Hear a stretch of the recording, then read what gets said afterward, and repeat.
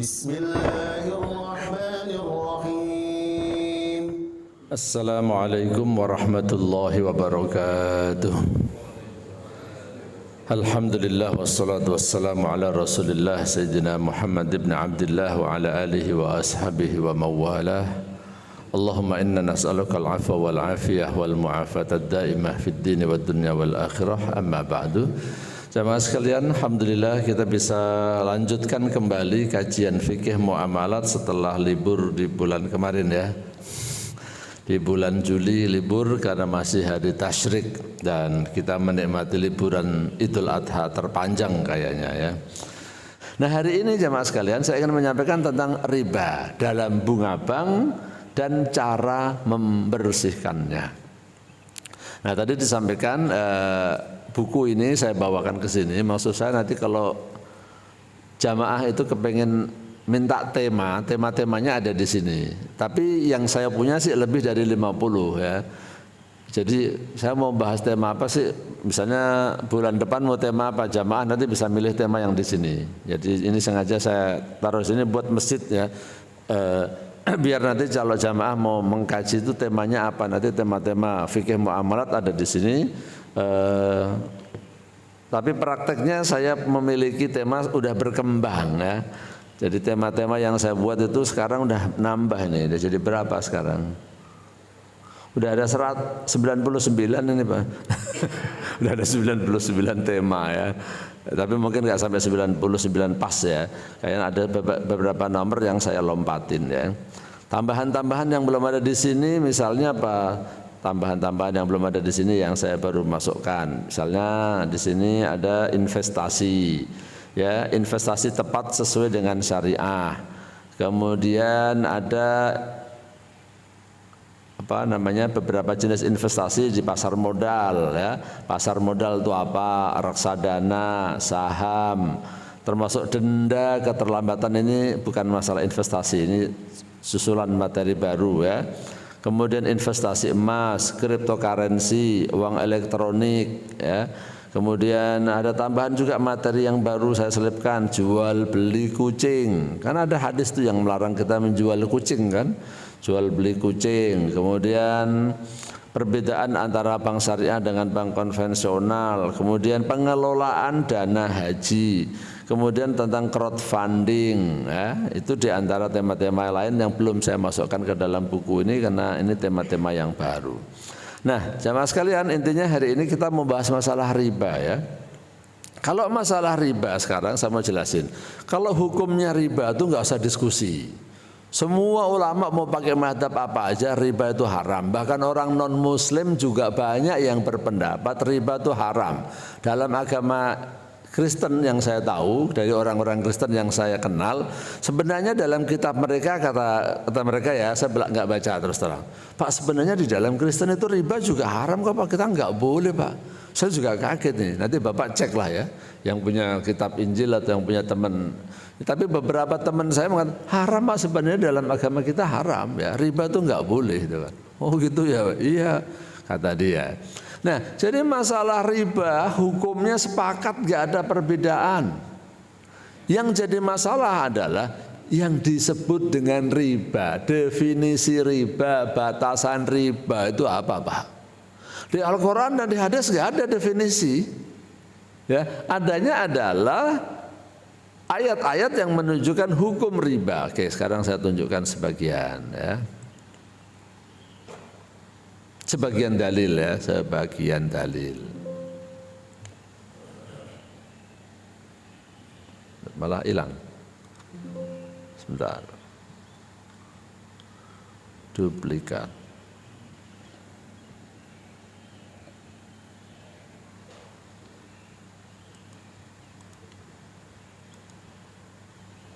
Oke ya.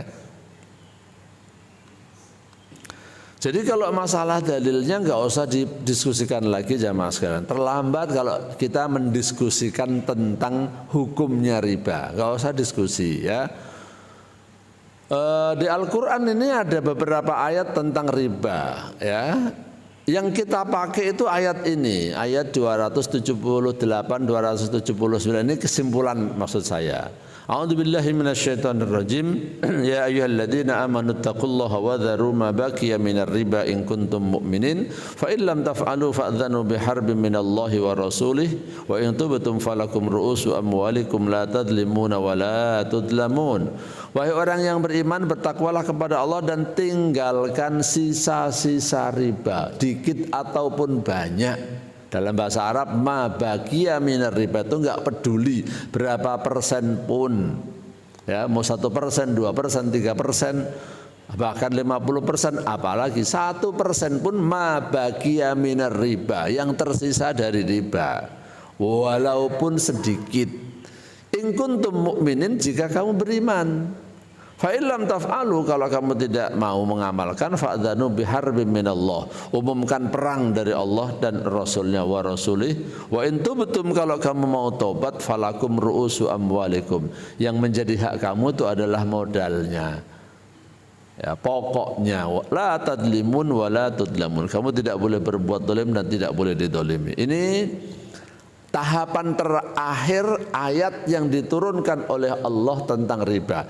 Adapun ayat-ayat sebelumnya Bapak pahami, Bapak baca, tapi jangan berdalil dengan ayat-ayat yang sebelumnya.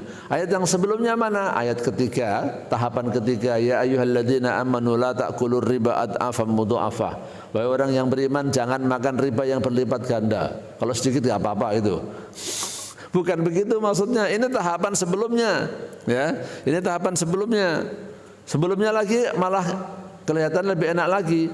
Habidzulmin minal ladzina hadu harramna 'alaihim thayyibatin uhillat lahum wa bisaddihim an sabilillahi katsira. Ya. Maka disebabkan kezaliman orang-orang Yahudi, kami haramkan atas mereka memakan makanan yang baik-baik yang dihalalkan bagi mereka, dan karena mereka banyak menghalangi manusia. Wa akhdhihimur riba, dan disebabkan mereka memakan riba padahal sesungguhnya mereka telah dilarang daripadanya. Nah, seakan-akan riba itu haram buat Yahudi, buat kita nggak apa-apa. Apalagi yang sebelumnya, wa ma ataitum min ribal liyarbu fi amwalin nas fala yarbu indallah wa ma ataitum min zakatin turiduna wajhallah faulaika humul mutifun. Apa yang kamu lakukan dalam bentuk riba tidak akan bertambah di sisi Allah, tapi kamu keluarkan zakat, itulah harta kamu yang akan bertambah di sisi Allah. Ini kalau dalam kitab tafsir namanya marahil tahrimir riba, tahapan-tahapan diharamkannya riba. Riba itu zamannya Nabi Muhammad SAW itu sudah merupakan hal yang familiar banget. Orang melakukan transaksi riba itu udah hari-hari ya. Maka Allah punya kebijakan. Ketika mengharamkan riba, enggak tiba-tiba langsung riba haram, enggak begitu. Ada 4 tahapan yang tadi saya baca dari belakang. Ya, ini bukan dari saya loh ya. Ini kalau Bapak baca kitab-kitab tafsir ya, nanti akan ketemu penjelasan seperti ini. Ini nanti kaitannya dengan ayat nasih dan mansuh. Bahkan ada hadis yang disepakati juga, nggak ada yang berbeda pendapat yang saya tahu ya, bahwa di antara dosa-dosa besar itu adalah 1 syirik, 2 sihir, 3 membunuh, 4 makan riba, yang 5 makan harta anak yatim, yang 6 lari dari perjuangan, yang 7 menuduh orang lain berbuat zina tanpa saksi. Ada juga ustadz-ustadz yang menyampaikan tentang riba hadis, bahwa ya saya tulis di sini. Saya menyampaikannya pelan-pelan ini. Khawatir orang salah paham. Hadis yang sering disampaikan para ustadz ini, bahwa riba itu banyak sekali pintunya. 10 lebih Pak ya. Yang teringan dari riba itu adalah seperti orang berbuat zina dengan ibunya. Ini kadang-kadang saya takut yang dengerin salah paham. Gini, oh berarti sama dengan zina ya. Kalau gitu kalau saya gak zina, tapi makan riba parah. Nah kalau gitu ada yang balik nanti. Saya gak riba deh, tapi zina gak apa-apa, kan zina dosanya lebih kecil ini. Saya khawatir itu. Bukan itu ya maksudnya ya. Sama-sama dosa besar, sama-sama dosa besar ya. bahwasanya riba itu maksudnya menggejala banget, hal yang familiar banget transaksi riba itu. Bukan berarti dosanya zina itu ringan dibandingkan dengan riba. Jangan banding-bandingkan. Kalau saya katakan pokoknya dua-duanya dosa besar.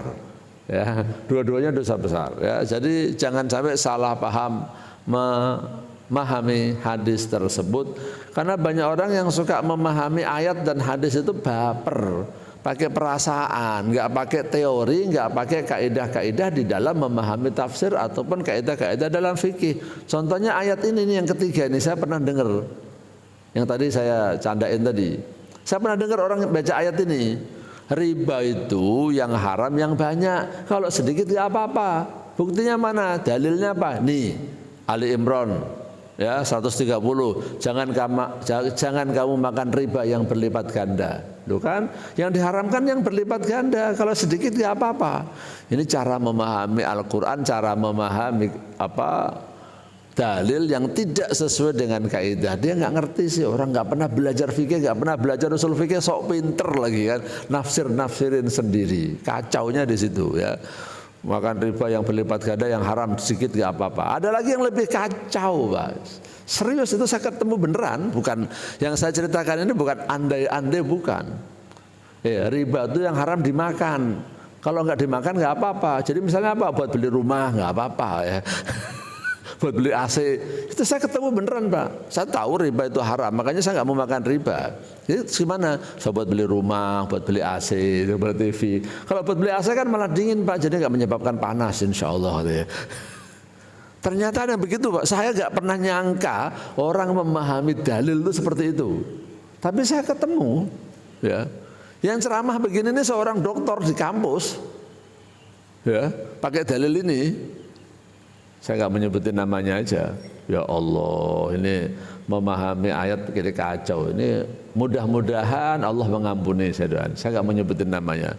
Ingat Pak, ada hadis yang menyatakan man fassarul Qur'ana bi ra'yihi falyatabawwa maq'adahu minan nar. Siapa yang menafsirkan Al-Qur'an dengan pendapatnya sendiri, dengan hawa nafsunya, tempatnya di neraka. Nah. Oke, ini tadi saya katakan tentang haramnya riba. Nah, sekali lagi yang menjadi problem intelektual, problem akademis maksud saya adalah masalahnya nggak ada definisi riba yang disebutkan di dalam Al-Quran. Yang namanya riba itu yang gimana sih, Pak? Kalau orang nabung uang di bank kemudian dikasih tambahan, riba atau bukan? Kalau saya top up e-money 100.000 dapatnya 110.000, itu riba atau bukan ya?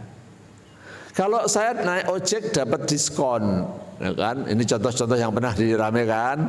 Saya punya uang di e-money, kemudian saya naik ojek dapat diskon. Yang biasanya kalau orang bayar cash itu adalah misalnya tarifnya 25.000, karena saya sudah naruh uang terlebih dahulu, harganya jadi 15.000. Itu riba atau bukan? Nah, kalau misalnya apa ya, sebentar saya mau cari contoh. Ini aja deh, air. Anggap aja air ini air kemasan. Air kemasan, ya, harganya biasanya 5.000. Kalau dijual 10.000, riba atau bukan, Mbak? Riba atau bukan? Kan ada tambahan, Mbak, katanya.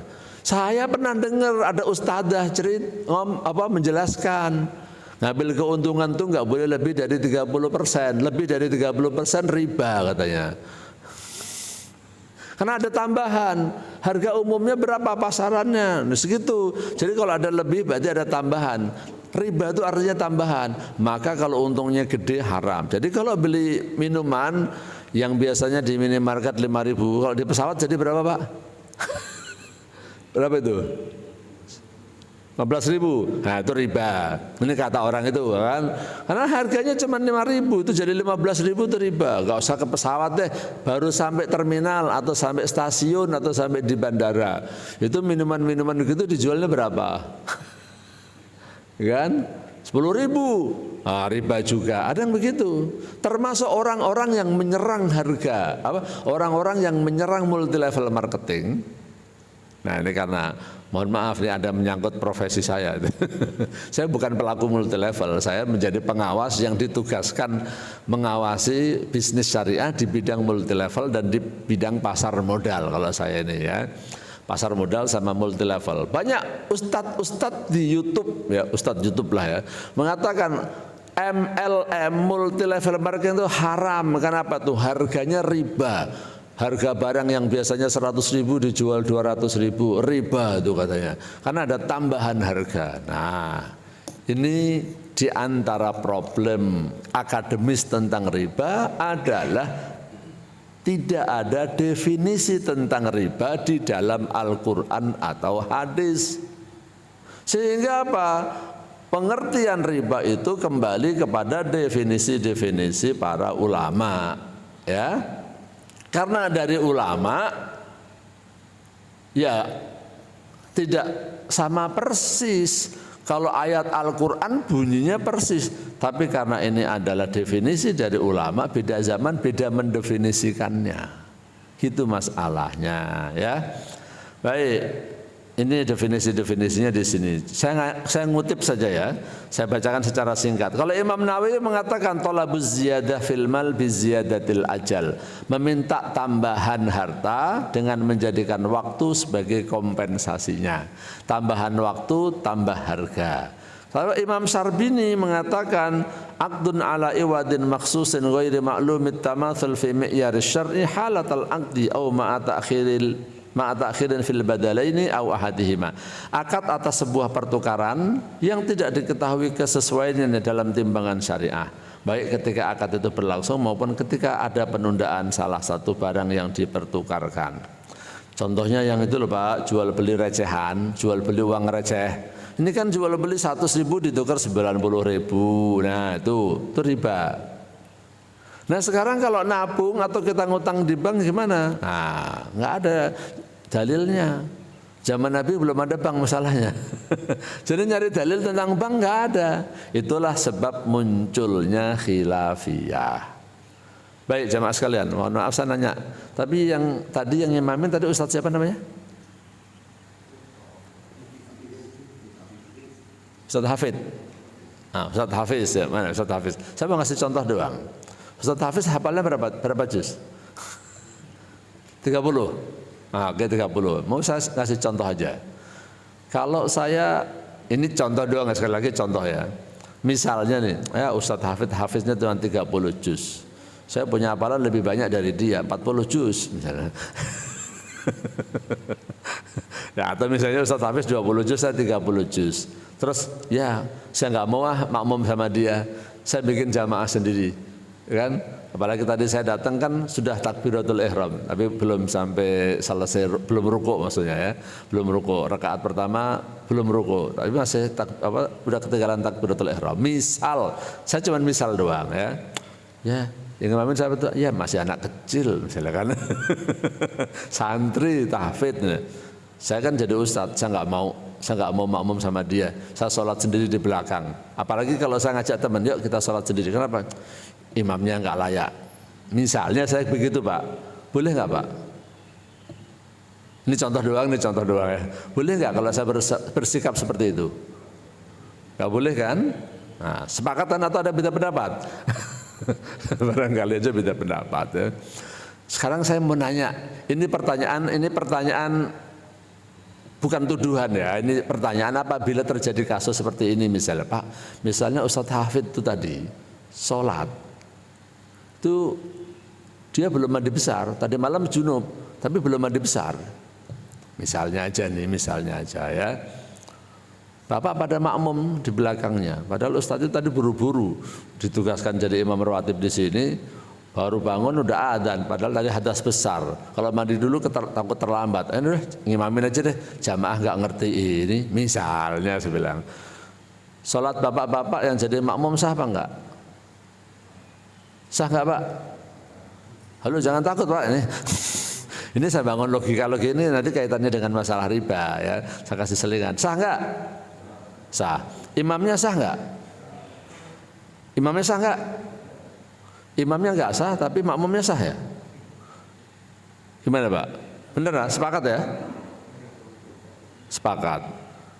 Kalau misalnya kasusnya berbeda, imamnya sholat, maaf nih contoh doang, buang angin, kentut misalnya, terus imamnya nggak mau keluar, dia tetap ngimamin. Sholatnya imam sah apa enggak Pak? Enggak. Makmumnya? Nah kan makmumnya enggak kentut Pak.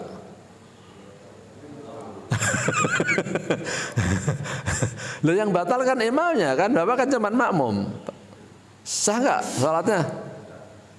Kok enggak ya? Kenapa? Kenapa yang ini yang cuma kentut aja enggak sah, tadi yang hadas besar malah sah? Enggak tahu kenapa Bapak enggak tanya dulu imamnya.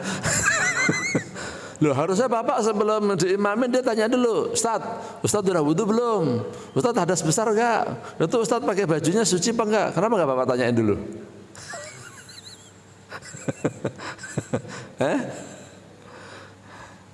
Bapak percaya ya? Sama imam masih kecil aja Bapak percaya. Oh, masa gitu. Ini masih anak kecil itu Pak, ada belum punya anak kan Ustadznya kan? Atau belum nikah malah? Oh, belum nikah kan? Nah, Bapak percaya aja sama anak kecil. Nah ini mau saya bangun logika ini kaitannya dengan masalah riba. Gini loh maksud saya Pak ya. Jadi memang kewajiban kita sebagai masyarakat, sebagai rakyat, itu kita sebenarnya kan nggak punya kapasitas untuk membaca dalil sendiri, nggak punya kapasitas dalam memahami hukum-hukum Islam. Karena kita nggak paham, ya mestinya ngikut saja imam. Itu, wong saya tadi kasih contoh doang. Misalnya merasa lebih pintar dari imamnya, saya juga nggak boleh mentang-mentang merasa pintar ada imamnya saya nggak mau sholat sama dia, saya sholat sendiri, nggak boleh Pak. Ya, nggak boleh seperti itu. Nah dalam etika Islam memang gitu aturannya. Terus Bapak juga tidak punya kewajiban mendikte atau sampai menginterogasi imam dengan suudon seperti tadi, nggak perlu. Bapak yaudah, saya jadi masyarakat, saya jadi makmum di sini, sudah imam rawatib yang dituju ya sudah. Kalau ternyata imamnya misalnya tadi contohnya junub, dia nggak mandi sengaja, dosa imamnya lah, bukan dosa Bapak kan? Masa Bapak dibebani dosa dengan sesuatu yang Bapak tidak tahu? Itu dosa imamnya. Kalau misalnya imamnya nggak sengaja, imamnya dosa nggak Pak? Sholat tadi tanpa wudhu, tanpa mandi, tapi nggak sengaja, lupa dia, ya orang belum nikah, kan nggak ngeh kalau dia hadas besar kan, hanya karena mimpi ya. Jadi dia nggak ngeh, langsung wudhu aja dia, wudhu doang, ngimamin, sholatnya sah kan Pak? Kalau dia lupa, sah. Nah begitu Pak maksud saya, yang menjadi imam dalam masalah fikih muamalat di Indonesia, saya tunjukkan undang-undangnya sebentar dulu Pak ya. Undang-Undang nomor 40 tahun 2007 Pak.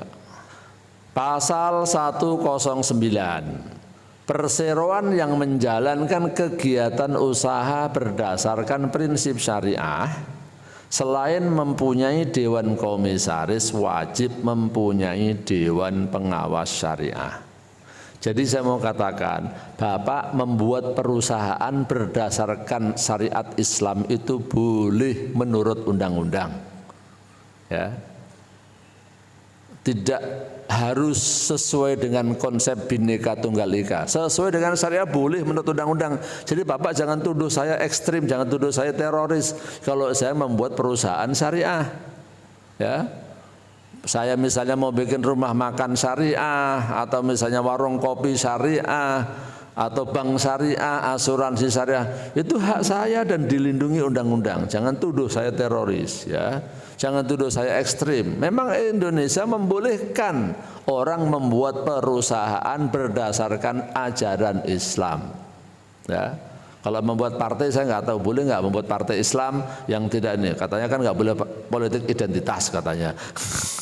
Saya nggak tahu ya, saya benar-benar nggak tahu. Saya nggak bicara tentang undang-undang kepartean, saya nggak ngerti. Tapi di masyarakat kan serang nggak boleh politik identitas politik. Memang sebenarnya boleh apa enggak sih saya nggak ngerti ya. Tapi saya mau mengatakan kalau kita membuat perusahaan identitas, kata identitas itu kan yang dimaksud agama kan dalam omongan, boleh Pak, ya. Kalau ada yang menuduh saya sebagai teroris atau ekstrim karena membuat perusahaan syariah, saya tuntut ke kepolisian. Saya menjalankan undang-undang ini kok ya. Nah, tapi syaratnya dia harus punya dewan komisaris dan punya dewan pengawas syariah. Dewan pengawas syariah sebagaimana dimaksud pada ayat 1 terdiri atas seorang ahli syariah atau lebih yang diangkat oleh RUPS atas rekomendasi Majelis Ulama. Yang namanya Dewan Pengawas Syariah Pak itu yang ngangkat bukan HRD. Ya, bukan bagian personalia, yang ngangkat itu RUPS, Rapat Umum Pemegang Saham. Jadi dia bukan karyawan. Dewan Pengawas Syariah itu kan setara dengan Dewan Komisaris. Nah, tapi sebelum diangkat dia harus ada rekomendasi dari Majelis Ulama. Dia kapabel atau tidak kapabel. Ya, dibuktikan dengan sertifikat dari BNSP yang bekerja sama dengan MUI, Badan Nasional Sertifikasi Profesi. Ya, ada namanya LSP, ya, Lembaga Sertifikasi Profesi MUI. Itu di bawah BNSP. Nah, karena Dewan Pengawas Syariahnya dari Majelis Ulama, ini secara otomatis nih Pak, fatwa-fatwa dan opini-opini, pendapat-pendapat yang digunakan oleh perusahaan itu mengacu kepada fatwa-fatwa Majelis Ulama Indonesia. Nanti detailnya begitu. Bukan merujuk kepada Ustadz A, Ustadz B atau fatwa ulama di Timur Tengah, di Saudi, di Yaman, di Mesir, tidak. Rujukannya adalah kepada fatwa Majelis Ulama Indonesia. Ya. Jadi mestinya nih Bapak kalau katanya wajib taat ulil amri, gitu kan? Ya Bapak ngikutin ini. Kalau ada ustadz yang berbeda pendapat, saya tidak melarang berbeda pendapat. Ya, tapi kalau berbeda pendapat itu jangan nyalahin imamnya. Kalau saya contohnya tadi nggak setuju dengan Ustadz Hafid di sini, bukan caranya terus saya bersaing, apalagi saya menyalahkan imam di sini. Atau maaf nih, goblok-goblokin imam. Dosa besar kalau saya goblok-goblokin kan. Saya nggak boleh mencaci imam yang di sini. Walaupun boleh jadi di masjid yang lain, imam itu benar-benar kapasitasnya mungkin rendah sekali, tapi di lingkungan itu nggak ada yang lebih alim dari dia. Saya kan cuma tamu, memang saya mau disuruh jadi imam, misalnya katakan di kampung, di pelosok begitu ya. Memang saya mau disuruh jadi imam sono, ini contoh doang nih. Ya nggak, saya nggak mau lah, ya kan. Saya di sana nanti cari uangnya gimana, ya kan. Di sana ada ustadz yang mungkin bacanya masih, saya pernah dengar imam baca begini, iya karena butuh, iya karena stangin, di Jawa, ya kan. Ainnya nggak bisa masih ngin, apa ang ya, iya karena butuh, iya karena stangin, ya. Bukan nastain. Tapi itu udah orang paling fasih di situ gimana Pak? Ya kita nggak bisa nyalahin, ya. Udah paling alim di situ. Nah makanya Ustadz ya, kalau antum berbeda pendapat dengan Majelis Ulama Indonesia, silakan saja, tidak ada larangan berbeda pendapat. Tapi kalau antum sampai menentang atau menyalahkan atau menyesatkan fatwa-fatwa Majelis Ulama, ya antum nggak punya adab, saya bilang. Katanya antum suruh nyuruh kita suruh taat ulil amri, gitu kan? Tapi giliran ada aturan ulil amri tentang hal ini kamu malah nggak mau, ya. Oke, saya lanjutkan. Dewan Pengawas Syariah sebagaimana dimaksud pada ayat 1 bertugas memberikan nasihat dan saran kepada direksi. Tugasnya Dewan Syariah itu apa? Memberikan saran dan nasihat kepada direksi, bukan kepada karyawan, bukan kepada nasabah, tapi kepada direksi. Ya. Serta mengawasi kegiatan perseroan agar sesuai dengan prinsip syariah. Nah, oke, ini cukup ya. Ini saya cuma mau menunjukkan bukti ya. Nah, di sini terkait dengan masalah riba, gimana? Saya juga merujuk kepada fatwa MUI, gitu maksud saya ya. Definisi tentang riba. Saya akan kembali kepada fatwa MUI sebentar. Kok tampilannya beda ya?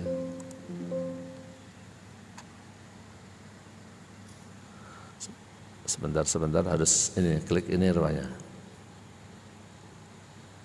Ada security alert apa? Nah, nih. Jadi menurut fatwa MUI nomor 1 tahun 2024 tentang bunga bank, riba adalah tambahan tanpa imbalan. Tambahan itu bahasa Arabnya ziyadah. Ini kutipan ya. Saya kasih tanda kutip seperti ini. Ini kutipan langsung. Riba adalah tambahan tanpa imbalan yang terjadi karena penangguhan dalam pembayaran yang diperjanjikan sebelumnya, dan inilah yang disebut dengan riba nasi'ah.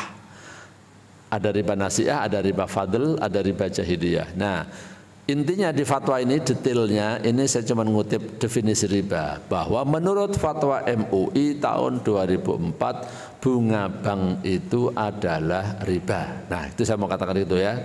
Jangan tuduh saya sebagai ekstrim atau teroris Pak ya. Saya taat pada ulil amri. Saya taat pada fatwa Majelis Ulama yang mengatakan bahwa bunga bank itu riba. Tapi, nah, saya juga harus berpikir secara sehat. Pak, yang diharamkan MUI itu bunganya, bukan banknya. Bapak supaya tahu, saya juga sering ceramah di bank Pak ya, masjidnya bank, bukan banknya. Karyawan di sebuah bank itu juga banyak yang galau loh Pak dengan fatwa ini dan dengan ceramah-ceramah. Akhirnya apa? Banyak loh Pak di sebuah bank itu yang karyawannya dan termasuk level-level pimpinannya yang mengajukan resign, pengunduran diri. Kenapa? Saya nggak mau riba. Ya. Karena dia nggak mau riba, pada mundur. Sampai ada layanan kan di bank kan ada nasabah yang datang ke customer service, Pak, saya mau ini Pak. Saya mau buat perjanjian bahwa saya tidak mau dikasih bunga dalam tabungan saya. Kan ada begitu Pak kan? Saya nggak sebutin nama banknya. Banknya gimana?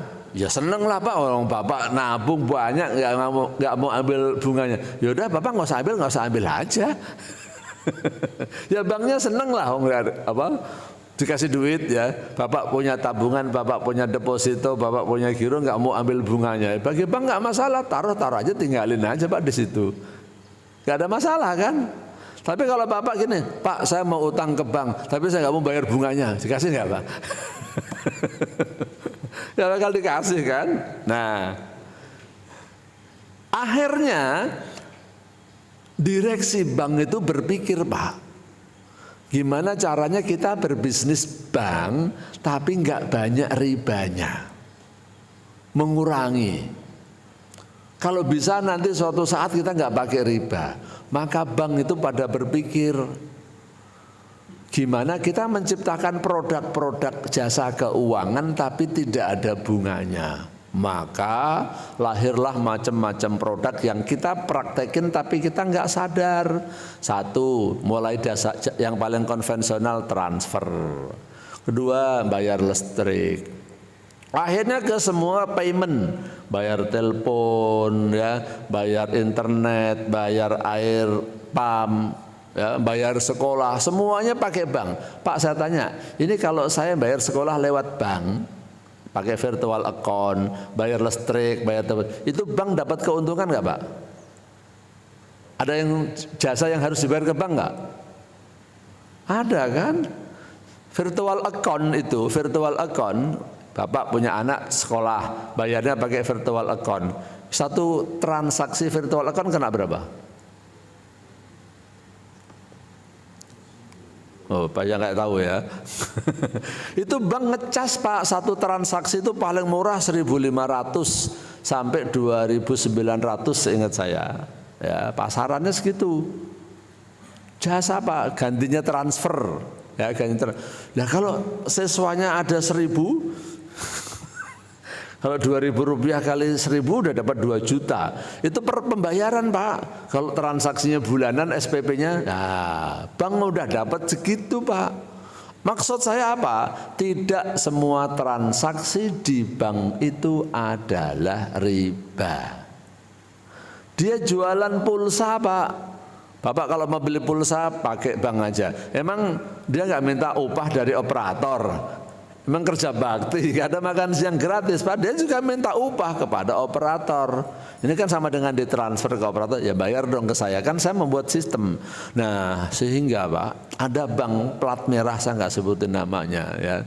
Saya ketemu direksinya waktu pandemi. Saya bilang, Pak, sebenarnya kita waktu pandemi nggak ada masalah. Penghasilan kita naik, Pak. Kok bisa sih, Pak? Tapi Ustaz jangan cerita-cerita. Nah ini pesaing entah kepada niru nih. Apalagi kalau Bapak ceritakan nama banknya, jangan ya. Mereka, Ustaz, sebenarnya kita pandemi juga kadang-kadang masih jalan-jalan juga, Ustaz. Kenapa? Untungnya lagi banyak.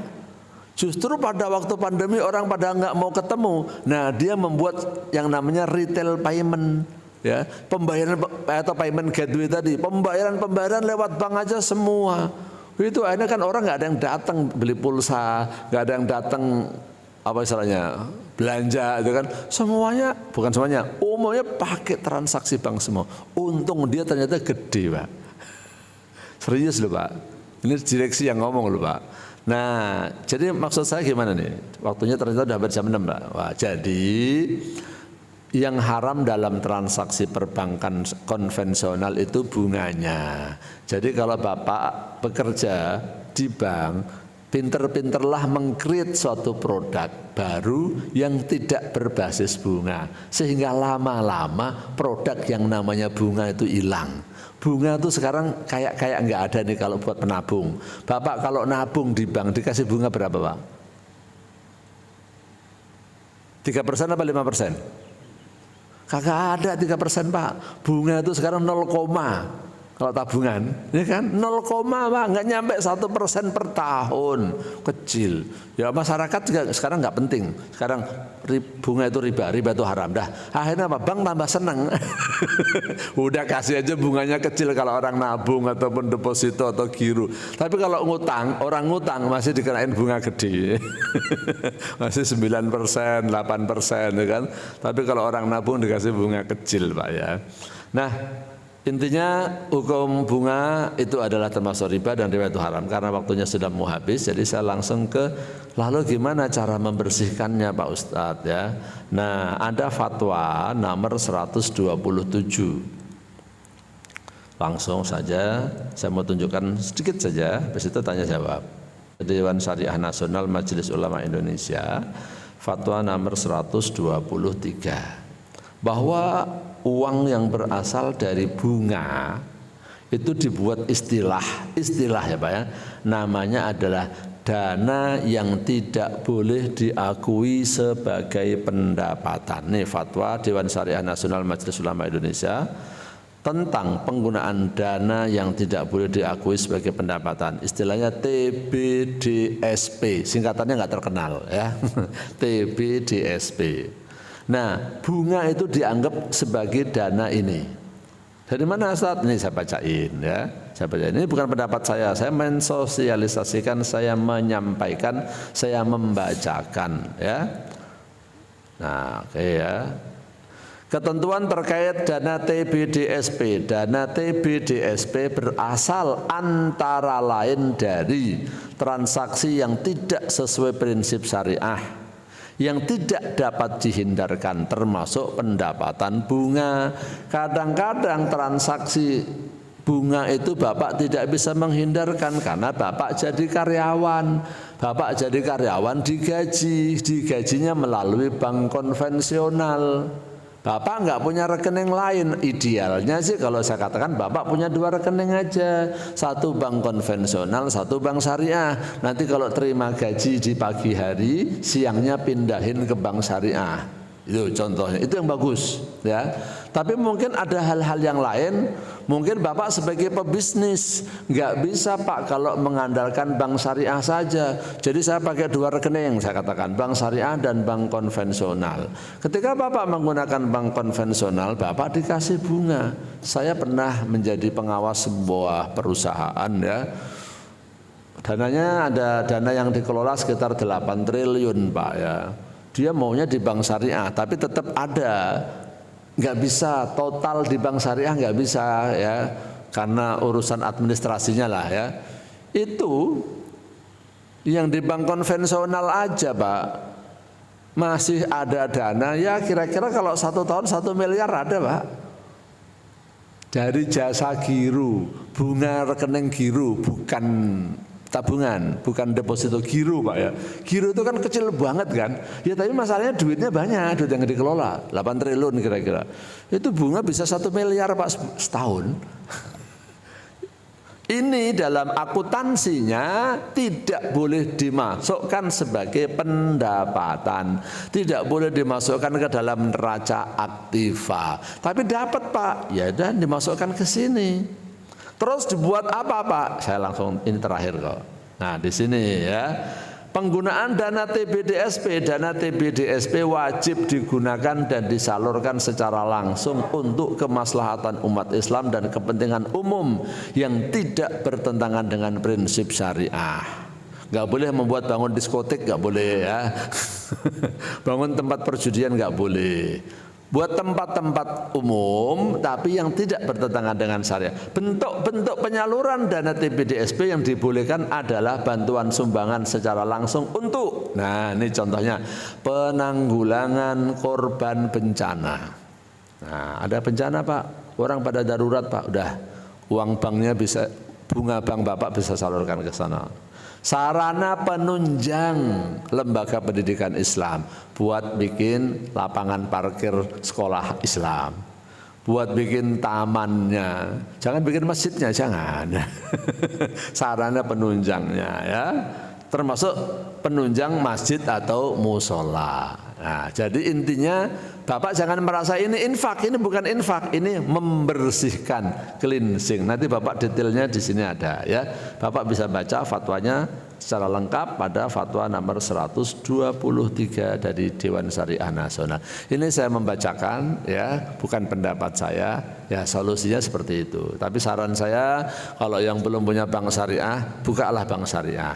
Ya, kalau punya duit banyak dibagi dua, yang banyak ditaruh di bank syariah, yang mungkin karena Bapak digajinya lewat bank konvensional, nggak apa-apa diterima pagi siang pindahin, tinggal saldo minimalnya aja yang ditinggalin, supaya Bapak nggak dapat bunga banyak-banyak. Kalau sedikit ngebuangnya gampang, kalau banyak bunga yang dapat kayak tadi 1 miliar, sayang mau ngebuangnya Pak.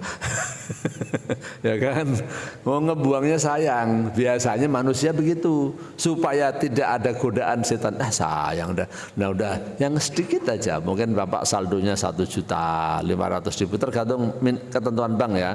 Ada yang saldonya 500, ada yang saldonya 1 juta.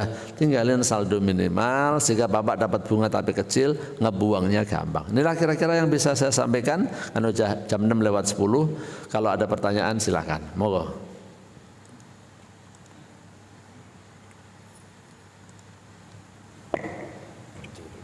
Silakan Bapak, ada yang ingin ditanyakan?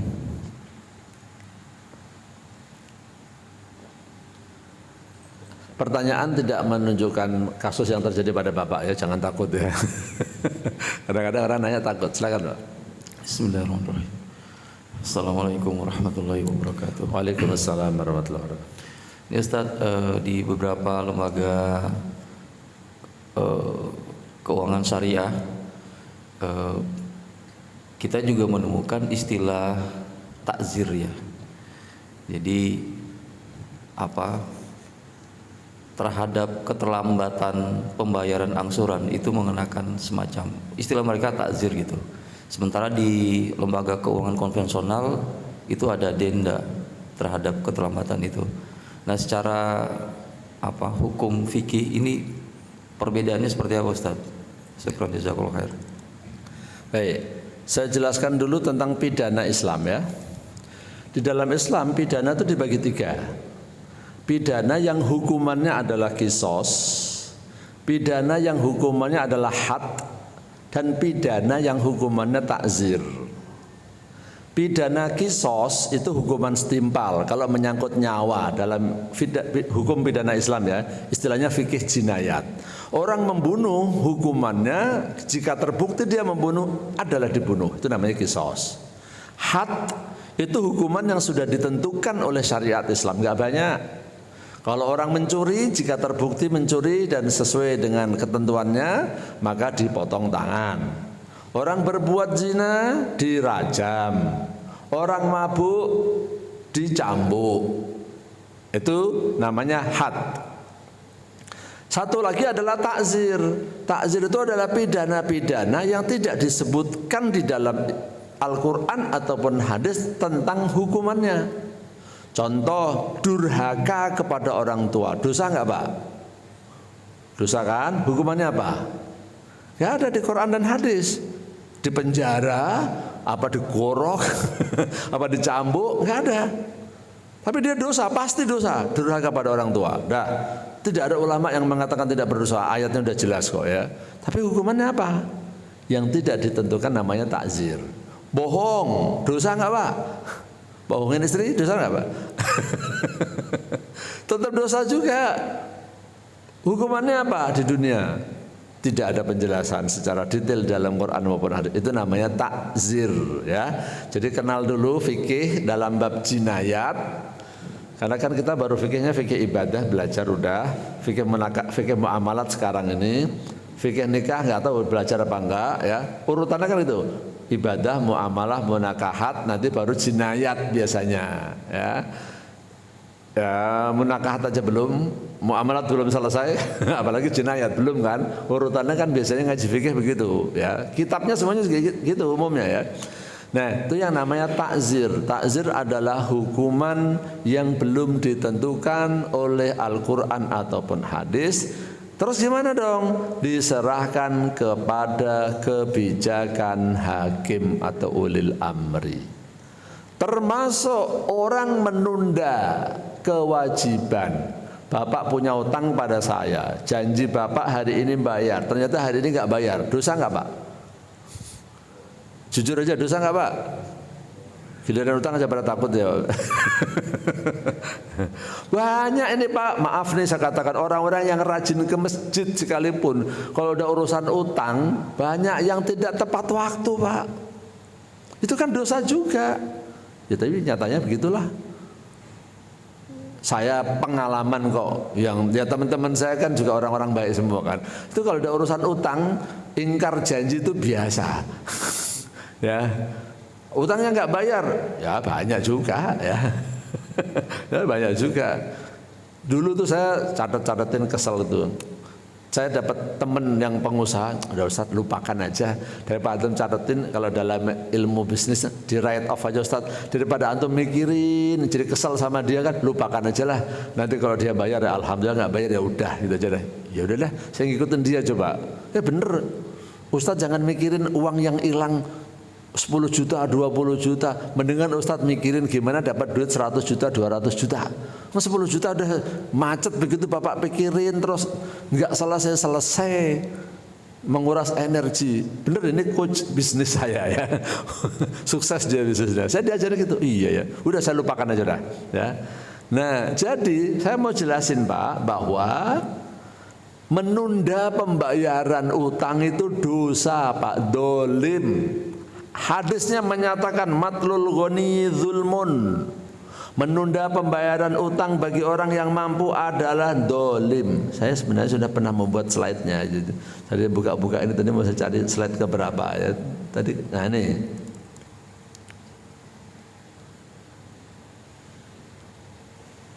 Jadi menunda pembayaran utang itu dosa. Jadi orang yang menunda-nunda pembayaran utang itu dosa Pak. Terus hukumannya apa? Hukumannya tergantung kepada kebijakan hakim. Nah, ada slide-nya kan? Sudah saya buat slide-nya di sini ya. Nih, matlul ghani dzulmun wa idza utbi ahadukum ala maliyin falyatba. Ya, ini hadis sahih riwayat Muslim. Nah, sekarang ada orang janji bayar cicilan, ternyata enggak bayar. Dosa enggak, Pak?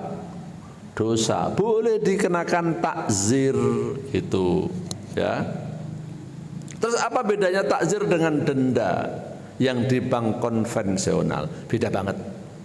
Beda banget ya. Di antaranya yang paling gampang aja lah. Ini kalau dibahas kan satu slide lagi, satu materi, satu pertemuan sendiri kan. Di antara perbedaannya adalah ketika bank memungut dana takzir, bank hanya sebagai petugas dari negara untuk memungut uangnya, bukan untuk bank. Saya ulang lagi, Bank itu hanya menjalankan tugas negara memungut. Duitnya nanti disalurkan kemana?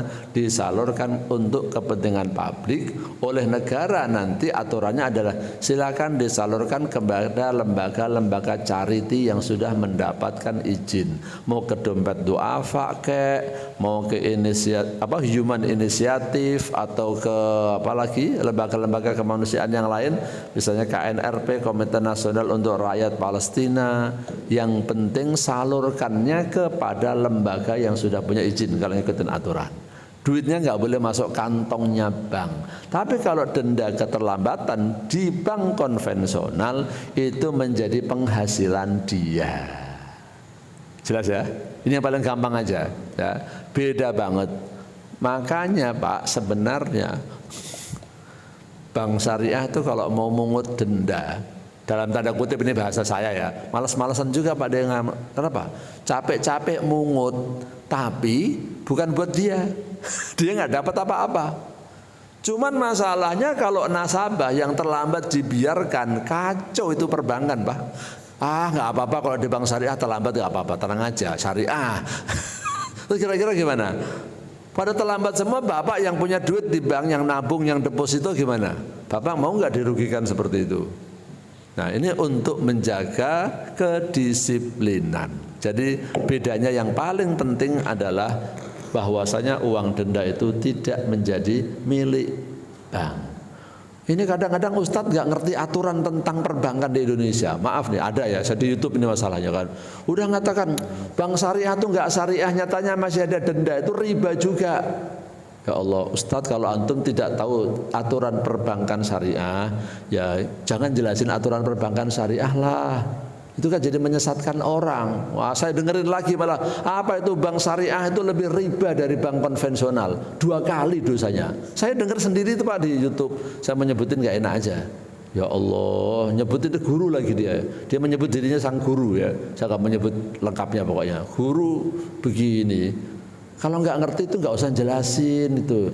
Kalau memang berbeda pendapat ya silahkan, tapi nggak begitu bahasanya. Sampai ngomongnya begitu 2 kali.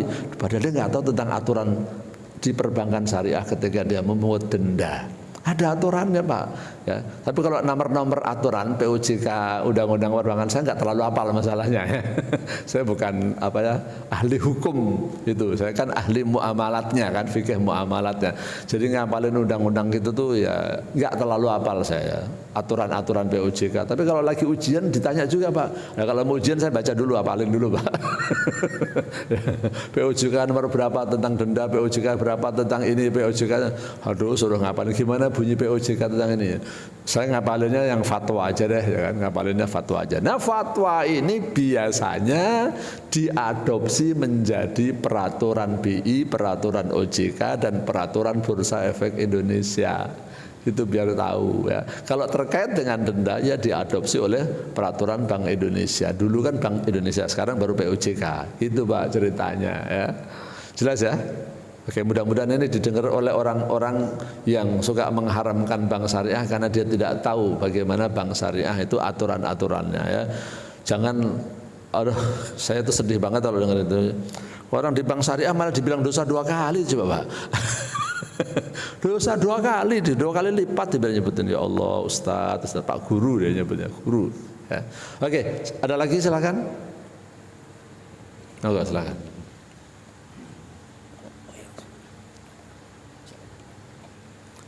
Assalamualaikum warahmatullahi wabarakatuh. Waalaikumsalam. Kalau saya pahami dari penjelasan tadi terkait cleansing ya, cleansing hal-hal yang terkait bunga. Tadi kan Ustaz contohkan kan bunga yang kita dapatkan. Kalau misalnya kita dikenakan bunga, taruhlah kayak nyicil motor gitu. Apakah itu kan riba ya? Kalau saya pahami itu riba. Nah, apakah konsep cleansingnya sama atau ada Dewan Syariah ini ada cleansing yang berbeda? Apakah harus dilunaskan atau gimana? Oke.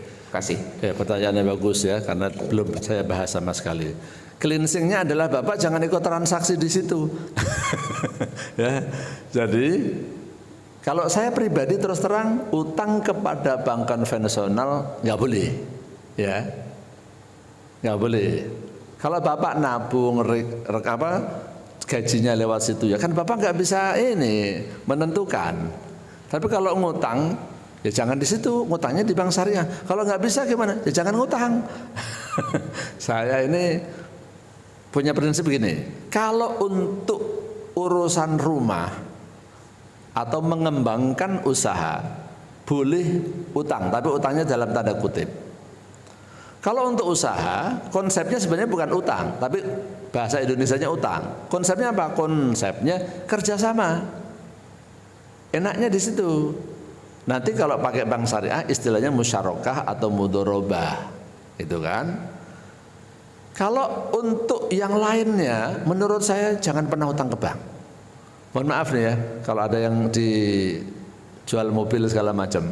Saya pun punya prinsip, kalau beli mobil, motor, laptop, HP, jangan pernah utang. Ini kalau saya, hutang itu hanya untuk satu, membeli rumah bagi yang belum punya rumah, atau membeli kantor bagi yang punya usaha belum punya kantornya. Intinya properti. Yang kedua adalah untuk mengembangkan bisnis yang sudah berjalan. Itu Pak Bang. Kalau untuk konsumtif, kalau saya anti banget, anti. Ya. Kenapa? Satu, kalau pakai bank konvensional riba kalau menurut saya. Kalau bank syariah, saya nggak mau kena margin juga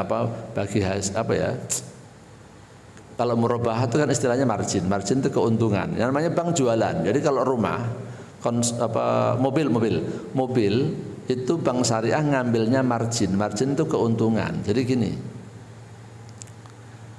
mobil harganya 100 juta misalnya gitu ya, dibeli oleh bank 100 juta dari dealer. Setelah itu, setelah jadi miliknya bank, walaupun cuma 1 jam kemudian dijual lagi kepada nasabah. Harganya berapa? 200 juta misalnya. Jadi ngitungnya gampang, biar gampang aja ya. Dari bank membeli 100 juta, setelah dimiliki dalam 1 jam dijual 200 juta. Berarti kan bank untungnya gede ya. Saya nggak mau kalau beli mobil begitu. Kenapa? Nanti kalau saya jual lagi setelah lunas, harganya tinggal 50 juta Pak. Saya kehilangan 150 juta. Jadi kalau untuk mobil, motor, kendaraan lah pokoknya. Kalau saya nih anti terhadap membeli secara kredit, terus terang aja. Mau bank konvensional maupun bank syariah. Ya. Tapi kalau rumah nggak apa-apa. Kenapa? Kalau rumah itu secara umum kan harganya berat dan rumah itu kan kebutuhan pokok. Ya. Kalau kita mau beli rumah 500 juta harus cash dari mana masyarakat kita suruh beli rumah 500, 600. 500 juga udah susah sekarang nyari rumah 500 ya. Itu di dekat tol, dekat yang saya lewatin itu ya. Tol Cimanggis. Rumah harganya berapa Pak? Minimal Pak 1,3. Tanahnya berapa Pak? 62. 62 meter 1,3 M. Keluar tol Cimanggis tuh Pak ya. Pokoknya harganya mulai dari miliar, nggak ada yang ratusan juta. Tanahnya 60 meter. Saya lihat, ya Allah, Pak, kok bangunannya kayak rumah kontrakan sih Pak? Ini mohon maaf, ini maksudnya gimana? Iya, ini konsepnya sebenarnya kita jual kapling Pak. Tapi kalau jual kapling kan nggak bisa di KPR. Ya, jadi nanti orang beli kemudian dibongkar, direnovasi. Ya Allah, 1 miliar. Beli rumah 1 miliar untuk dibongkar, direnovasi. Ya. Orang kalau beli rumah rata-rata direnovasi sih Pak. Kalau dibuat bagus-bagus nanti dibongkar sayang juga. Intinya di situ Pak ya. Jadi kalau menurut saya kalau utang ya usahakan jangan. Karena Bapak kan sebenarnya tidak perlu cleansing. Cleansing Bapak itu yang di bahasa lainnya apa? Didolimin enggak Bapak kok. Kan Bapak harus membayar bunga. Kalau cleansing itu kan Bapak dapat bunga, di cleansing lah, dibersihin. Nah, kalau Bapak harus bayar bunga, Bapak terdolimi. Yang cleansingnya harusnya banknya yang cleansingnya. Jadi apabila terlanjur gimana Pak Ustadz? Terlanjur, Bapak udah terlanjur utang bank konvensional, ya udah lunasin. Pak nggak ada duitnya, lunasin sebagian. Maksudnya lunasin sebagian gini, cicilannya 3 juta nih, Bapak ada duit 30 juta, bayar aja 30 juta Pak. Itu kan bisa Kak di bank Pak, namanya pelunasan sebagian. Maka itu akan mengurangi jumlah bunga Bapak.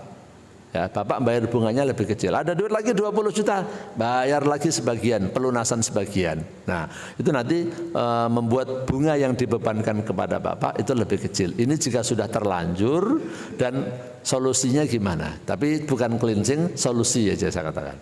Jelas Pak ya? Baik, ada satu lagi boleh? Terakhir. Udah 6:30 ya? Oke, baik.